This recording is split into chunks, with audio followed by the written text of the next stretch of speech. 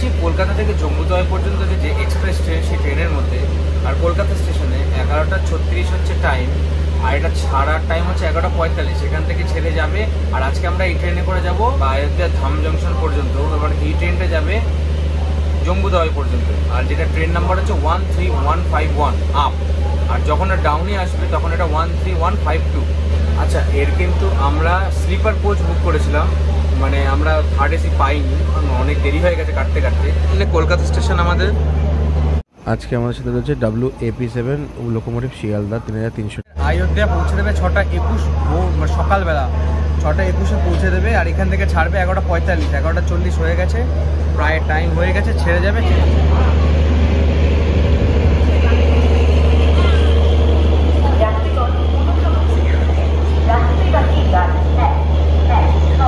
আমাদের গাড়ি এখান থেকে ঠিক 11:45 ছেড়ে দিয়েছে কলকাতা স্টেশন থেকে। এর পরের স্টেশন হচ্ছে দক্ষিণেশ্বর। দক্ষিণেশ্বরটা আমরা স্কিপ করব, সেটা তো আপনাদেরকে দেখিয়ে দেবো। এই হচ্ছে কলকাতা স্টেশন যাচ্ছে।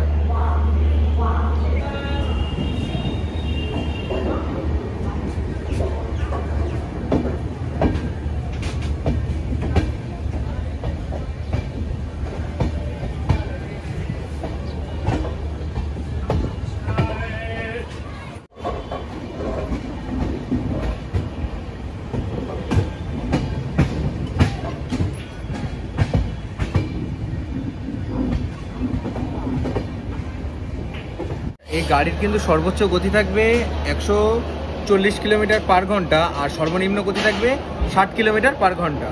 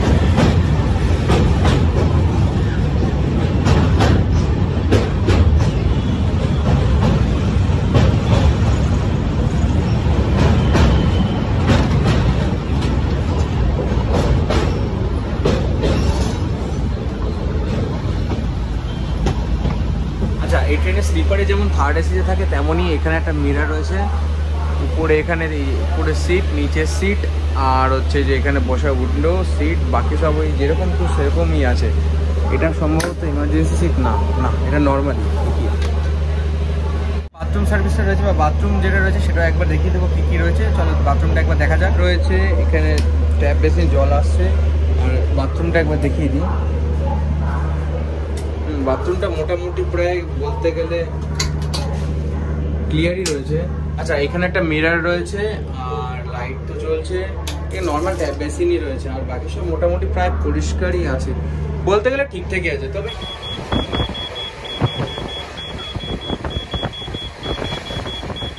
কলকাতা থেকে প্রায় 98 কিলোমিটার পথ অতিক্রম করে আমাদের গাড়ি এখন এসে পৌঁছেছে বর্ধমান জংশন।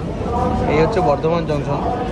আমাদের গাড়ি প্রায় নির্ধারিত সময় থেকে 25 কি 35 মিনিট লেট চলছে।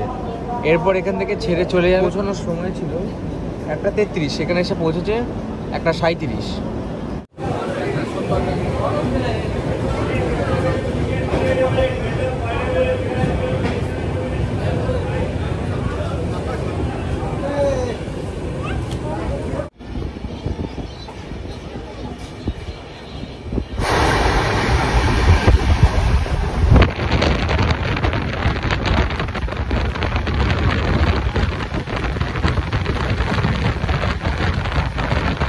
A few inches later.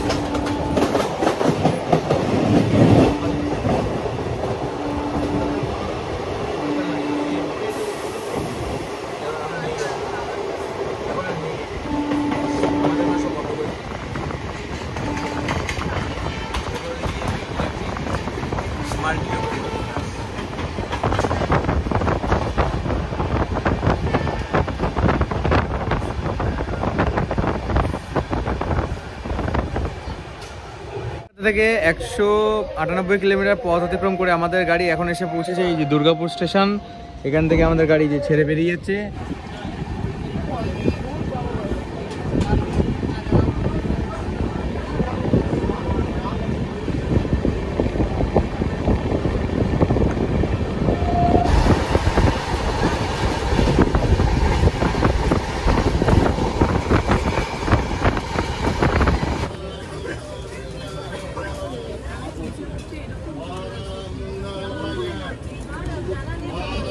আমরা এখন এখান থেকে স্কিপ করছি রানীগঞ্জ জংশন, যার ঢোকার টাইম ছিল 2:45, একদম সঠিক টাইমে এখানে এসে পৌঁছেছে।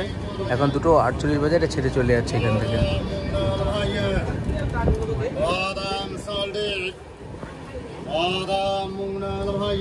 থেকে 200 কিলোমিটার পথ চলে আমাদের গাড়ি এখন এসে পৌঁছেছে আসানসোল জংশন, একদম অন টাইম, কোনো ডিলে নেই। গাড়ি এখান থেকে ছেড়ে বেরিয়ে যাবে, এরপর যাবে হচ্ছে এখান থেকে কুলতি, আর কুলতি পৌঁছানোর টাইম হচ্ছে 3:25। এখান থেকে মাত্র 14 কিলোমিটার দূর, আর এখান থেকে 200 কিলোমিটার দূর। প্রথম ছিল কলকাতা।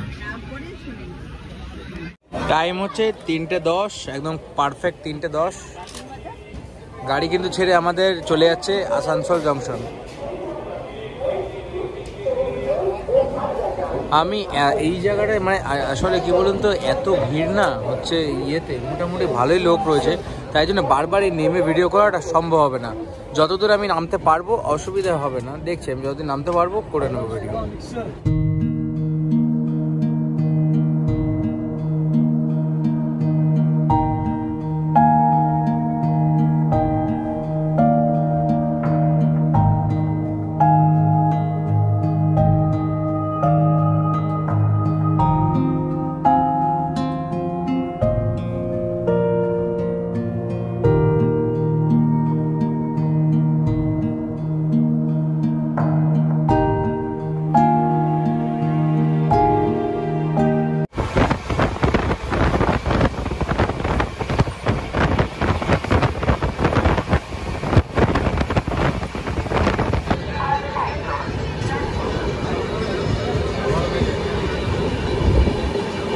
এখন আমরা এসে পৌঁছেছি ধানবাদ জংশনে, 300 কিলোমিটার পথ অতিক্রম করে কলকাতা থেকে। আমাদের গাড়ি এখানে এসে পৌঁছেছে 3 নম্বর প্ল্যাটফর্ম। টাইম ছিল 4:33, এসছে 4:50, কিন্তু এখানে এখনো প্রায় 17 মিনিট দাঁড়াবে, মানে ছাড়তে ছাড়তে প্রায় 5টা বেজে যাবে।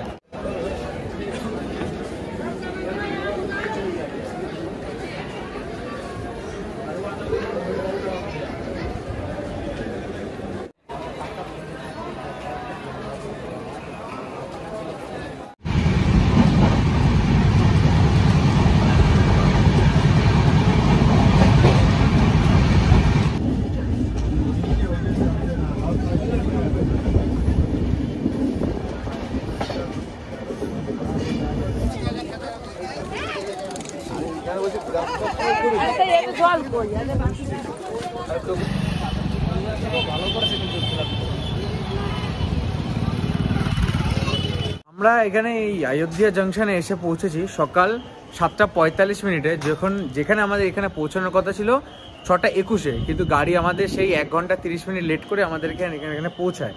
আর ব্যাপারটা হচ্ছে গাড়িতে এত ভিড় ছিল যে আমি ওইখানের পর রাতে আর নামতেও পারিনি, ঠিকমতো ভিডিও করতে পারিনি। ডাইরেক্ট এসে আমি অযোধ্যা জাংশনে এসে ভিডিওটা করি, এখানে এসে একটা রুম নিয়ে স্টে করি। এই যে আজকের যে ভিডিওটা এটা আবার রিকন্টিনিউ হবে পরে, কারণ আমরা যেদিনকে যাব সেটাও এই সেম এক্সপ্রেসে, জাস্ট 1 2 3 5 2 হয়ে যাবে ওটা, আর এটা 1 2 3 5 1 হয়ে গেছে।